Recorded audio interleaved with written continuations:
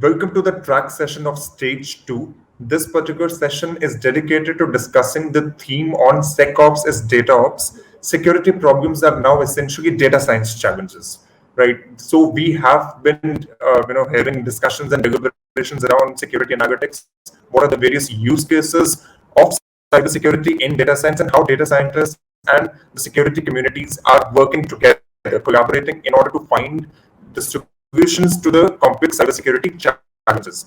So we have a preeminent panel of experts to discuss this particular session. Let me start by inviting Mr. Dattaraj Rao, Chief Data Scientist, Persistent Systems. Mr. Rao, if you could please join us on the stage. Welcome, sir. Mr. Balaji Rajendran, Associate Director, CDAC.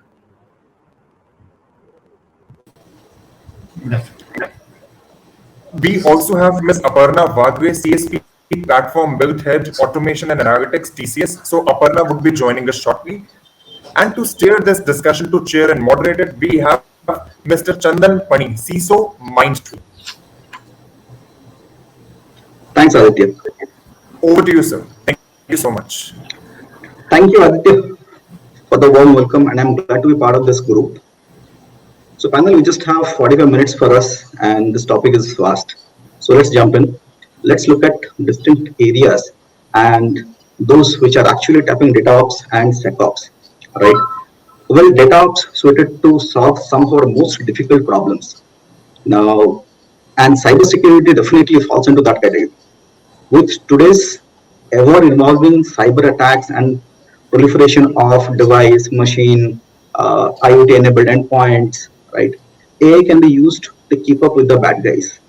Automatic threat detection and respond more efficiently is something is going to be the theme for us, right? With that, let me go back to my panel and take their view as well on this subject. So let me start with Mr. Datta. Now, so Mr. Datta, as head of AI research and chief data scientist at Persistent System, you closely deal with data science and AI. Where do you see industry actually leading in terms of usage of AI and ML in mainstream cybersecurity? Thank you, Mr. Chandan. Am I audible? Yes, you are. Yeah. Thanks for the warm introduction. So yeah, like you correctly said, AI is definitely influencing modern cybersecurity, especially with the type of threats that are emerging, the APTs, social engineering attacks, etc. Where I see now the industry has done pretty well adopting AI. There are pockets of solutions like spam detection is using AI today. Then there is network flow analysis that extensively uses AI. But where I see the industry heading is more holistic approaches, because as we all know, like the legacy SIM approaches where log aggregation would happen has its limitations. So we see a lot more data being collected, and this data is leading to something like a security data lake. And when you have such a large data, we really need advanced algorithms, something that in real time can process this data in a distributed cluster and give us insights. So definitely a holistic approach to AI is something that the industry is going towards, especially when new types of attacks like even internal threats or social engineering. We have to rely on something like UEBA, where you have to look at behavioral analytics, how a user is interacting with the system. So those, I think, that is an area which is very upcoming, like you said, for threat detection. And a lot of these threats are persistent; they remain in your system. You need to look at the TTPs to understand what the attacker is doing. So AI can definitely, at a holistic level, look for these indicators of attack and pinpoint out. Coming to the algorithm side, typically a lot of these point solutions were supervised, where you need a lot of training data. But now we see a trend, because the attack pattern is changing so much, the attack surface is increasing. We see a trend towards unsupervised learning, where you understand what the normal behavior is, and anything that is different, try to flag that as anomalies. So anomaly detection using algorithms like autoencoders and deep learning is very much at a rise, where these can actually pinpoint you some of the abnormal behavior. Now, one emerging area I definitely see coming up is explainable AI. Like, it's not enough just to say, okay, this is an alarm. Now, what that will do is your SOC analyst will just be flooded with more alarms. I mean, that person will have to start filtering and figure out what that alarm means. what would really help if the AI can explain itself. Say, okay, I'm flagging this as an alarm. No, why am I flagging this? These are the factors. The port sweep is happening. These are the port numbers. This is the reason why that particular alarm is happening. So if I can tie in explainability to my algorithms, I think that is a big win where we can reduce the time needed by the SOC analyst. They can filter on the right parameters and immediately understand what has to be done. And the next part is the response. Like you said, how do you respond to these alerts? So if there is a historical knowledge base of how these alerts have been handled, the source systems, security orchestration and response systems, they use heavy analytics to try to build a knowledge base, understand what was done, and understand what is to be done in this area. So these are some of the key trends I see, especially around explainability and trying to build SOAR systems, which can lead to modern AI systems. Okay, fascinating view. Explainable AI. So that is something new for me to learn as well. Thank you for that.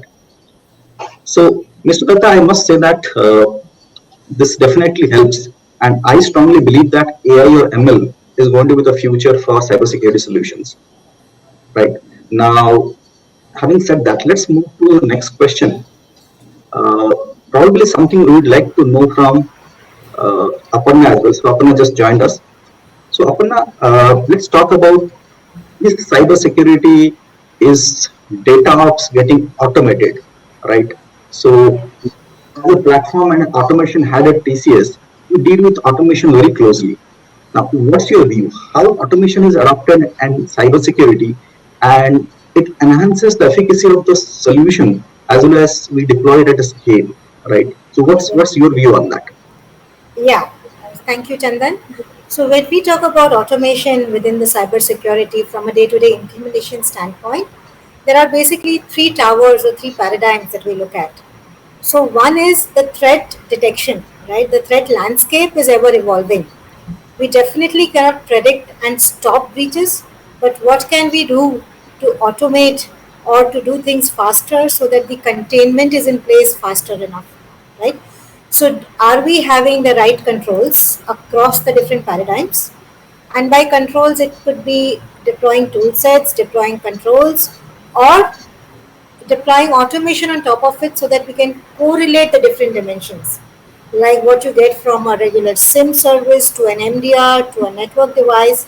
How are we able to bring the 360-degree view into the threat detection paradigm? The second aspect is the broader one, wherein once you've detected, how do you do your response? One is fast, second is reduce the impact again, right? So what is it that we can do from the perspective of what can we automate from a playbook standpoint, from a containment standpoint, and what is it that we can feed back so that we can get a regular or a good quality threat hunting in place, right? So there are different aspects to it, and the last impact or the paradigm that customers focus on is what do I get by applying automation? So am I reducing my quantification of risk? Am I saying that by investing X dollars in cybersecurity programs, what is the kind of benefits that we get by reducing my attack surface, by reducing my risk? So that actually starts from how am I able to measure my risk or quantify my risk. So this again is a very important space for CISOs when they look at automation, right? So you have so many devices, you have so many controls. What can I measure so that I know where I stand? And how can I improve my detection? How can I improve my response? And hence reduce my quantification or exposure. So these are three levels, Chandan, where we look at. But in the cybersecurity landscape, what is different from the other paradigms of automation and AI is these are typically ingrained within the toolset itself, right? So you don't typically need to run huge AI or automation programs outside of it. What we need to focus on and what my team within the TCS cybersecurity practice focuses on largely is after doing containment, what can I do to ensure that I do the complete kill chain analysis outside of it? How do we ensure that we do not have these kind of repeat breaches? What can I do to improve the, the threat feed that goes back into my cybersecurity ecosystem? And how can we adequately say that if we do XYZ, my risk the risk that I'm exposed to comes down, So that is where we see automation and AI on the ground when it comes to cybersecurity, Chandan. Okay, interesting. So probably one more question for you, Aparna. You Sure. mentioned about data, you mentioned about automation, you mentioned about cyber culture, right? Now, if you could just pin down a bit more on, see, in a traditional development environment, your STLC processes, secure STLC guidelines, they're well established. But when it comes to automation, there's no hard and fast rule how or what needs to be followed, right? Correct. What could be your 2 cents to ensure that the data is handled in a proper way, right? With respect to all the privacy regulations, regulatory requirements we have across the world. What would be your 2 cents when you design platforms? What is that you follow as a minimum guideline? Correct. So first and foremost is the privacy, the data residency, right? Second is to ensure that while we are trying to automate and secure an enterprise, we do not induce any additional vulnerabilities.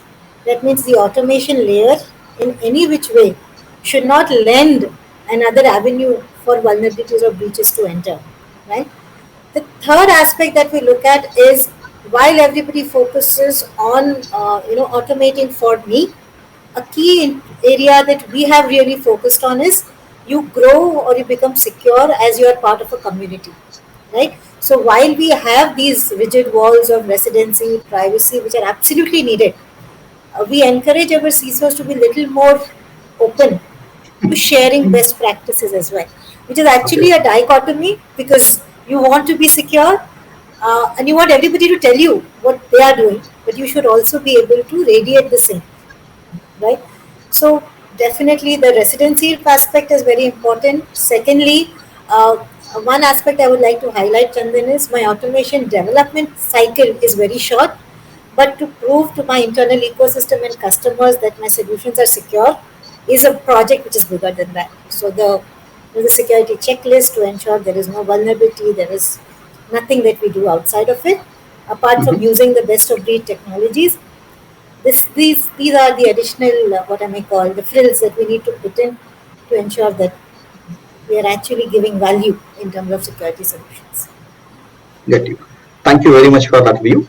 And I must say, I think automation, AI is something the way forward to reduce the volume and threat and enable faster prevention also. Right. With that, let's move to our next section: threat hunting and anomaly analysis using data science. So we have Balaji with us. So Balaji, you heard Datta, you heard Aparna. So typically that is industry view. Now, being part of academia and scientific society like CDAC, what's your observation? How do you see cybersecurity industry, both the attackers and defenders, are adopting intelligence systems, data science, right? You must be working with a lot of research projects. So where do you see the world is actually moving? One thing, basically, the convergence is very obvious, and it is a mandatory thing. Now there is no more choice. The use of intelligence in cybersecurity has been predicted long back, and which has been getting realized now. I thought just to give some examples, I pick up from where Mr. Datta left actually. Basically, he was talking about email spam and security safeness kind of thing. So basically, what the convergence is happening between ML ops, that is machine learning operations, as well as data ops and SecOps. Now, what happens is let us say to filter out the spam or unwanted emails or insecure mails, we have a model which get trained, and of course you need a data for training that particular model. So ML ops is there, and then followed by data ops. Data ops is where all your data is being cleaned and have to fit to the model. It has to improve, and then at the end you have the SecOps, where actually the data is put in action, and any unsafe emails, including spam mails, as well as any kind of mails which come to your box, which has to be, which you are either voluntarily routed or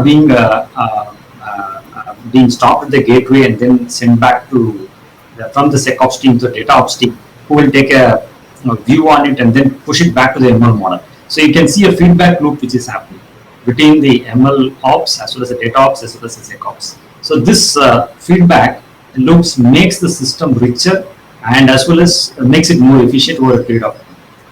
So this is one interesting aspect which is actually happening, and this thing. And again, Mr. Rida also mentioned about the explainable AI. So basically now another term which actually comes up is basically the contextual AI. So for example, if you are observing a traffic pattern, and if suppose let us say that you are announcing something big event or whatever it is in your website or service, so obviously that day particular time of thing you are going to expect the traffic to be higher side. I'm just giving a very rudimentary example, but this fits the context. So in a contextual AI system, we'll be able to figure out, okay, this particular thing is happening at this point of time. So obviously, this is quite, we expect that obvious thing to happen. So basically, the contextual AI senses, understands the context, why it is happening, and based on that, the decisions are made. So it thinks it's the normal. Basically, generally AI system will flag it off as a, which is different from the normal behavior. But that particular behavior is going to be a specialized behavior which has been informed through a system. So obviously the AI becomes knowledgeable to understand that this pattern is going to be there for some amount of time, and it understands it and goes on to the next one. So this is the kind of AI side which is moving it. And coming back to your first question, basically how attackers and defenders are using both, both of them are using the AI techniques. And again, let me give you another example because we work on DNS, that is domain name security. So basically, the attackers, what they do is they try to generate domain names. Okay, they use DGA, domain generator algorithms, which use some AI techniques for generating randomized algorithms, randomized domain names, which is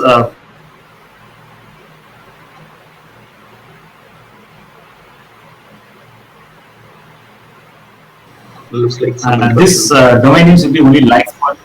Hello, am I audible? Yes, you're audible now. Please go ahead. So these domain names basically will be live only for a few seconds of time, and the attacker, either the command control operation or even the person who is trying to take a ransom, they have to keep the domain name domain alive for and bring it live for some time. So they do not use a standard domain name. They always use a DGA, that is domain generator algorithm, and they try to do all these operations, including either ransomware collection or mail or any CNC command of operation. But if you look at the defensive side, obviously we have to use an anti-DGA algorithm to find out these kind of automatically generated domain names. So which means it's going to be something suspicious. So obviously the defender also have to use the same techniques. Okay, the purpose might be different, and the fight is actually really taking interesting dimensions, especially this particular problem statement is concerned. The domain generation algorithms is concerned as taking a very interesting dimension where attacker as well as the defender are all trying to beat each other. And of course, that is where there is another new concept which is coming up called adversarial machine learning. So adversarial machine learning is trying to where how you can beat your adversary. Is how do you efficiently generate and you can beat your adversary. So this is the techniques are common for both of them, both the defenders and attackers, and both of them are using the AI thing. Only thing is that whose hand the final tool lands it. So that is it. So this is the scenario. Thank you, Balaji. That helps. So interesting viewpoint. I must say, looks like at least within India we have a lot of intellectual knowledge available now to do a lot of research to understand what is going on at a global scale. And I think the days are there nearby where we will lead with example, right? Having said that, let's move to the next round. That would be a rapid fire round where I have one question for all of you and would like to take your view. So here is my question. Now, what is the one single most important practice that has changed due to adoption of AI, ML analytics, automation in cybersecurity? So probably we'll start with Datta. So Datta, what is your view? What is the one single thing which you see has changed completely because of all these new adoptions? Yeah, that's an interesting question, Mr. Chandan. So I think with a lot of this automation, one thing that I've seen, like Balaji was saying, even the threat actors are using AI. So a lot of focus has been on the social engineering kind of attacks. Now there are SOPs in place within organizations which are much more stricter on how you handle organizational data. Do not click on emails. So those sort of procedures. So I think because with the rise in the social engineering attacks and use of AI to protect them, while the AI is there to help us, I think the procedures, the SOPs have increased where we ourselves, like that phrase goes, security is everybody's responsibility. So it's something that it's not just up to some people in the room who are going to protect the enterprise. Everybody has a role to play, and I think with automation that awareness has increased. Everybody who joins goes through a security training. So I think that awareness is very important. From the AI side, I think with the social engineering, a lot of behavioral analytics have come into place. So like so Balji was saying, this the contextual models. So there are like algorithms like contextual bandits, which can look at the context and based on that make a decision. So if that is an attack or no. So these kind of things have greatly increased, where it is not just a black box saying, okay, this is an attack or no, but it's what is the context. In a different context, that particular network packet may be an attack or may not be an attack. So I think algorithm wise that has changed, and from the behavioral wise the SOPs have changed, in my view.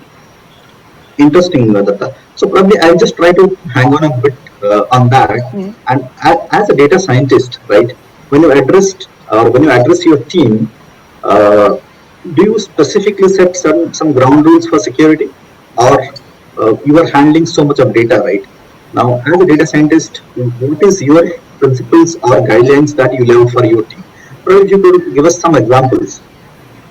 Yeah, so I mean the first thing is just like we do in the software world. We have dedicated zones: development, staging, production, and we have to be very careful. Like in the olden days with data science, it was just or in different domains, it was just a person with a Jupyter notebook, and they had access to all the data.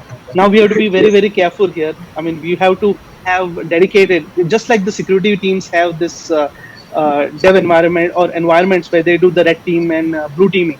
Similarly, that data comes to us, so we kind of have to be very careful the way we handle the data. In fact, if you try to, I mean, a lot of our work also involves simulation. You have to generate synthetic data because real data is difficult to get. So if you generate a synthetic data logger in an enterprise setup, you would immediately, your security agents will start flagging it. I'm sure you've seen such scenarios where somebody was doing a test and just a data scientist was testing something and he starts, your security system is good enough. I mean, it's a good thing that your security system caught it, but it was a simulation. So you need to be careful. You need to be, first of all, aware. So when we got into data science, and this is something at Persistent, we have a dedicated security practice, and now we are actively looking at how AI can complement it. So when we got into it, this was one of the things we really had to get an awareness. What are the security aspects? What to do, what not to do, especially when we're dealing with such a cyber range. So I think that is one thing that definitely. I mean, that's a great question. That is one thing. Now that I reflect, is that is improved. Like we need to have an awareness. You can't just because you're good at some numerical data science, you can jump into security. You need to have the awareness. The domain knowledge, I think, is very important. I think the last part is very important. Though you are a scientist, you need to ensure that the right set of ground rules are set. Yeah. With that, I'll move to Aparna. So, Aparna, what's your view? What is that one single most important practice that has changed because of adoption of AI, ML, automation, analytics, etc.? Yeah. So, I was just listening to the previous session as well, Chandan, the zero trust, right? That has become the mantra of security today. So, even though the purse strings are tight, right, there is still a focus on how can I have airtight security in terms of not restricting to the regular SIM, the EDR, a lot of things with regards to red teaming, breach attack simulation, detection technologies. So that has gained a lot of importance. A lot of things with regards to tabletop exercises, mock drills to ensure everybody in the enterprise follows it. It is also extended to supply chain, right? Customers are very, very religiously gauging the risk that they are exposing themselves to through their vendor or supplier ecosystem. And another aspect is even internally, there is we see a lot of enterprises, especially IT companies, they adopt DevSecOps as part of their SDLC, right? So it is gaining. What I may say that the aspects are different, but there's a lot of security focus that comes in, irrespective of what you do, whether it's your employees, your partners, your customers. So we see cyber insurance gaining a lot of momentum, where insurers want to be sure about the end customers or their prospects as well. So it is gaining everywhere. AI is one part of it. Second is how the cyber uh, the whole dynamics has evolved in the COVID pandemic largely, right? The number of attacks have gone up. They have been very, very innovative, right? So I would say zero trust, if I may be allowed to coin it, has become the mantra when it comes to security in today's age. Thank you. Thanks, Aparna. So you made a very valid point. Zero trust is something which is going to be the mantra going ahead, right? The industry is talking a lot about zero trust, but at the same time, we need to ensure that right set of education also is there, Yes. right? And that is something which, with larger organization, with so much of people movement, attrition, new people joining in, right? It is slightly kind of behind the curve the way we look forward. Right? Being a CISO, I understand that because this is my practical challenge that I face. But very interesting viewpoint. Thank you very much for that. So we'll move to Balaji. So Balaji, what is your view? What is that one single practice that you see has changed due to AIML or analytics automation in cybersecurity, right? Along with this, if you can give us some view, where do you see the academia also is moving, right? There are a lot of things which are happening or which is happening at universities, CDAC. I'm sure CDAC is also party to a lot of government research projects with the DRDOs and other organizations, right? So where do you see things are moving? What is the adoption of AI, ML or data science when it comes to management of this kind of projects? So I would like to thank you. Actually, I would like to start from where Aparna left. She mentioned about zero trust. Of course, that is the point where everyone is going on. Now, it's one at one end of the spectrum, it is fine. The zero trust is the thing. But other side, actually, now because of people want you to prove several times. Basically, again, that is called as multi-factor authentication. So you don't not only give your password, but you also type the OTP which you receive in your phone, and you try to. And I'm guessing that it's only going to matter of time that there may be another factor which is going to get added to you to prove yourself. The reason is also really serious. Basically, the reason behind this is today password generators are using a combination of social engineering plus AI techniques. So obviously, let us say that they pick my name, and they somehow manage to pick up the names of my close circle, my organization, and things like that. They feed it to an automatic AI-based password generators, and there's as input parameters, and they can get a set of passwords which can be tried upon. And so this is really going to be authentication is really going to be a very big change which is going to happen. So obviously, when you are forced with this kind of practices, obviously organizations have to adopt multi-factor authentication as one of the things. And of course, keeping your passwords, making it difficult is not going to help, because anyway we are going to forget how if it is going to be really, really tough. So obviously, more factors have to will be getting added. And not only that, and I would like to where Datta left about the behavioral AI. So for example, I generally log in at from 7 to 8 p.m. and suddenly you see me logging in or something out of this boundary. So obviously, then another third important additional factor of authentication can be escalated, or the system starts suspecting that it is not the real you. So this kind of systems are really it is not a one-off systems, but these have become the norm today. So this change has really got really shaped up because of AI. So this is going to really expand. That's what I think. See, with AI, with ML, system challenging a human being and calling the system as intelligent, I'm not sure where we are ready. You are right. So that's on the lighter note, but let's come back to the session. I think the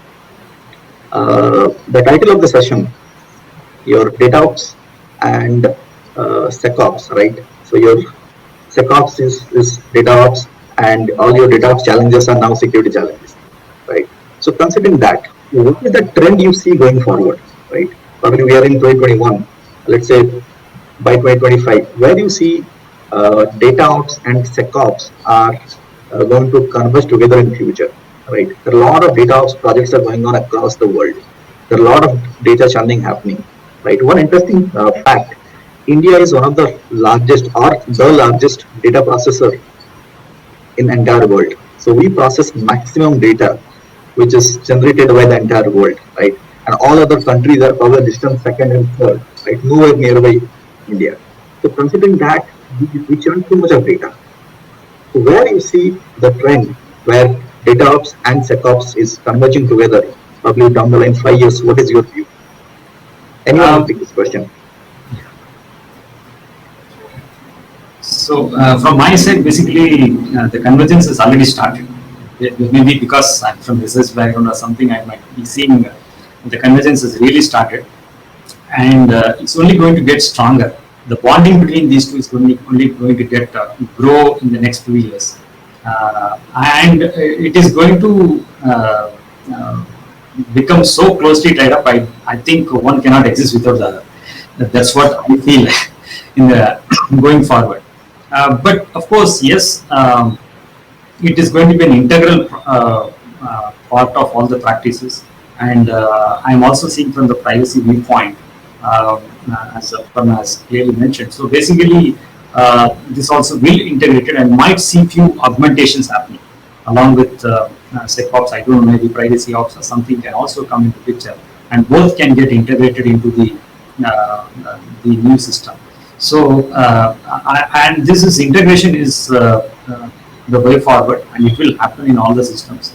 And of course, communications also, there are multiple levels of communication which is happening, and as you rightly said, data is only going to explode and it is not going to decrease.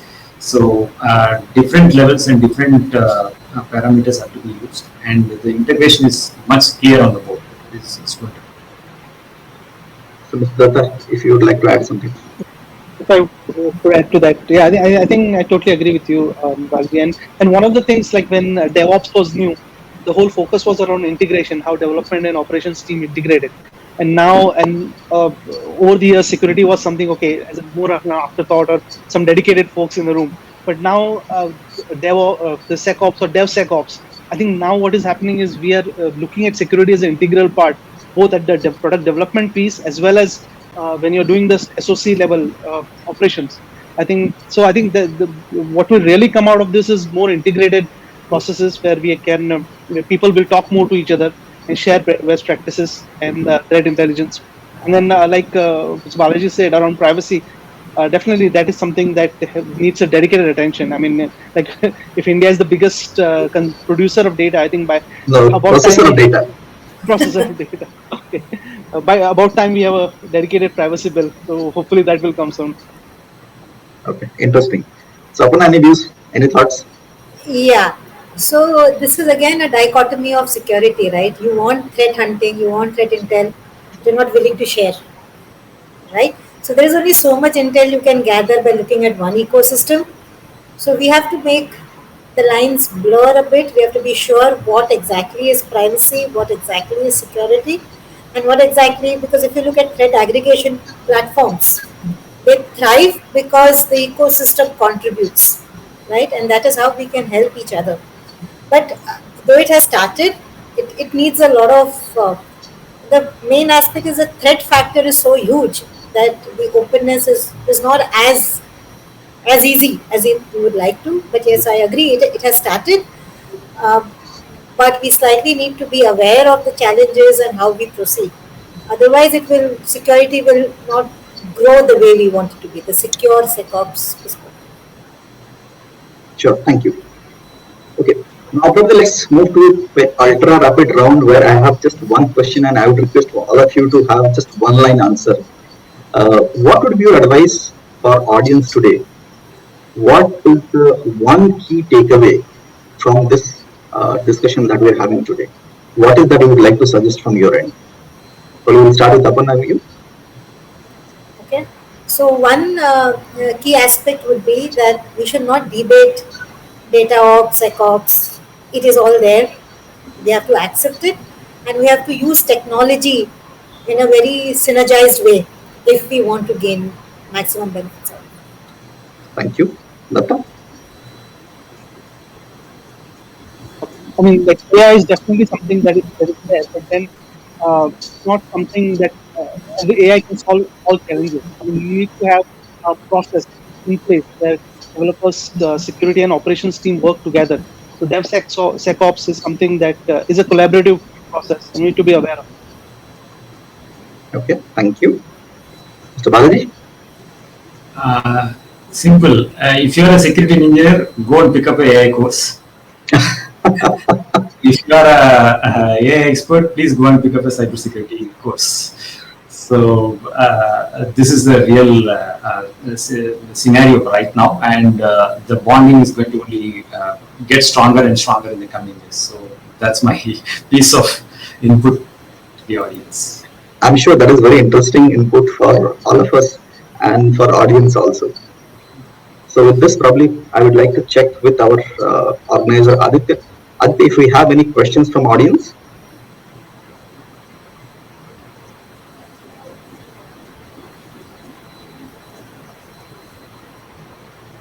Okay, so if no questions from audience, let's move to one very specific area. Now, what is their view when?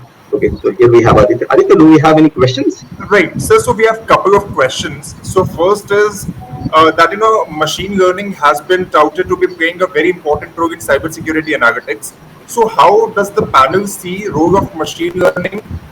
Do the panel see it becoming more dominant going forward in cybersecurity advanced solutions and cybersecurity analytics? That is first question. Sure. Probably, I'm not sure. Balaji or Datta, anyone can take this. Any new cybersecurity product which is coming up, whether it is starting from Splunk or anything, the threat intelligence or threat management, everything is going to be, or even for the factor of basic matter of fact, anomaly detection. Any cybersecurity product today has to have some sort of intelligence built into it, and definitely over the next few iterations of the product, obviously the intelligence quotient is going to get increased. That's the only this thing. So that's what I said just when I was asking a rapid term question. That if you are in security engineering, you need to pick up AI, better AI or ML book, similarly ML course, and similarly the other way around. So that is my viewpoint. Thanks, Balaji. Aditya, we have anything else? Yeah, Yes, we have a couple more.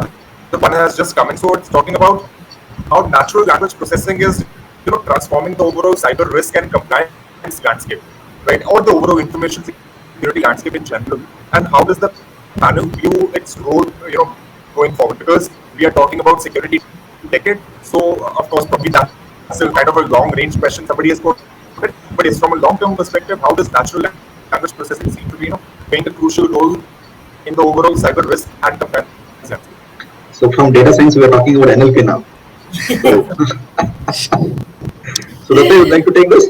Yeah, I can take a stab at this. So definitely NLP is something that has evolved. In fact, the last 3 or 4 years, we have seen models like Transformers, BERT, which has really revolutionized NLP. We have moved from like 80% to 90% and more in accuracy. So NLP is evolving. Specific to cybersecurity, earlier it was more around like crime detection and those kind of very niche applications. But now I see just NLP standalone may not be that applicable, but things like if you can understand the context, like for example, if there is a case where you want to understand what has to be the disposition of this alarm. If NLP can look at the historical text data, whatever was entered, and learn from that knowledge. So the real value of NLP is understanding raw text, getting that knowledge. Now that knowledge can be cybersecurity knowledge and helping an analyst.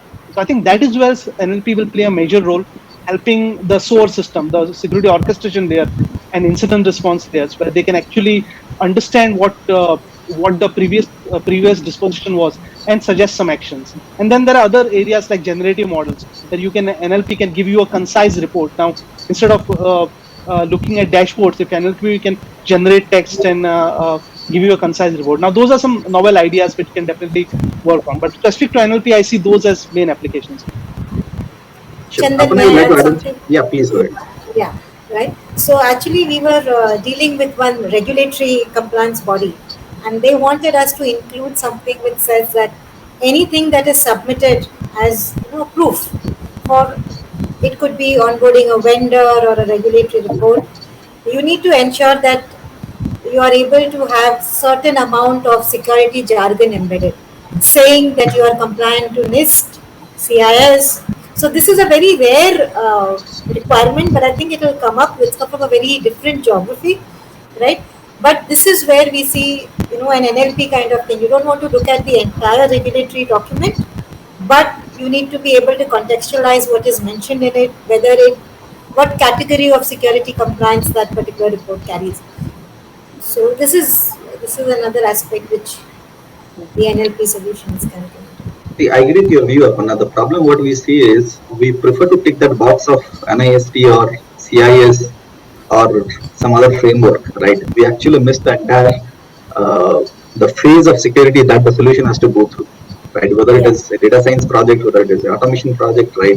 Whether it is a simple SDLC project, we miss the entire context, and we prefer to click on that tick box, Yeah. right? I would also like to add to what Datta actually said about email security and things like that. Basically, for looking at email spam filters or safeness scores, basically there is no local language corpus which is available. Today, all the email programs use the English language as the corpus. But what if attackers started sending local language emails and attack them? So we do not currently have a local language corpus, of course, for the Indian languages point of view. So these are certain areas where definitely research and development can happen. These are certain things which I like to add in suggestion.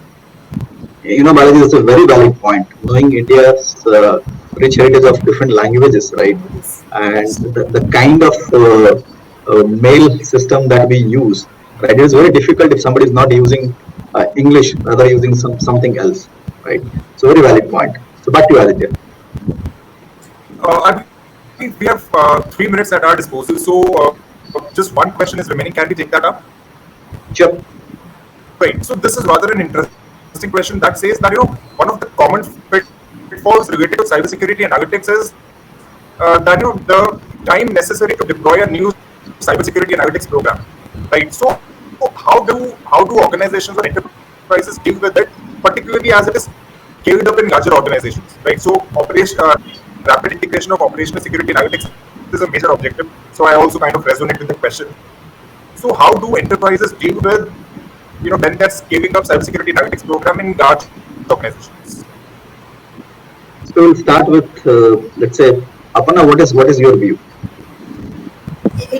I could not get the question clearly. It is about how do you scale large-scale cyber analytics programs? Analytics project, yes. Absolutely. Yeah. So there, it is also to do with the lack of data. We have a lot of information, but when you sit to run a cyber analytics program, the majority of the time that gets spent is in collecting data and labeling it, right? Which is the starting point, right? And we've done this with a lot of large enterprises, especially BFS, where they have the data, they have everything with them, they are very technology savvy, but the story on the ground is existing are not adequate. Right? So there is information, there is terabytes of information. When it comes to categorizing it to data, that is point one. Point two is any AI program requires a certain time frame for maturity. If we try to bypass that, whether it is within security or outside, we will not get the results. Right? So there is patience and time along with the right data foundation. So these two attributes, and when it comes to a security organization under a CISO, the tolerance for this is slightly lower than anywhere else. Right? Because you want quick results, you want to be there. But the foundation that needs to be built is something, some of them, I'm sure, Chandan, you would not fall in this category, but not everybody is ready, to say that I may not have the required data to start. That's right. See, I'm wearing the hat of Aditya. I'm not a CISO, at least in this forum. So Aditya, if we have 1 minute, probably I would request Datta also to add the last 30 seconds from his side on this question.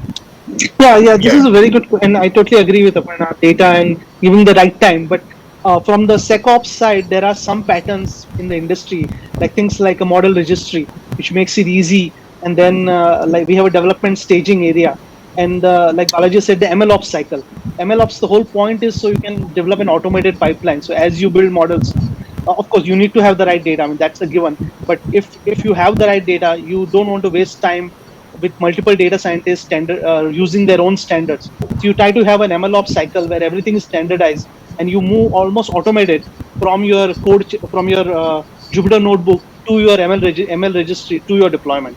So I think MLOps will really accelerate that. And as more AI is being used in cybersecurity, we'll definitely see MLOps being one of the main players there, and we'll all have to adjust to that. Thank you, Mr. Datta. So we are almost out of time. So back to you, Yes. Aditya. Right. So thank you so much, Mr. Chandan, for steering the discussion really well. Thank you so much, Mr. Dattaraj, Mr. Balaji, and Mr. Aparna. And thank you so much to all the delegates who joined in for this particular session and all the relevant questions. Thank you so much.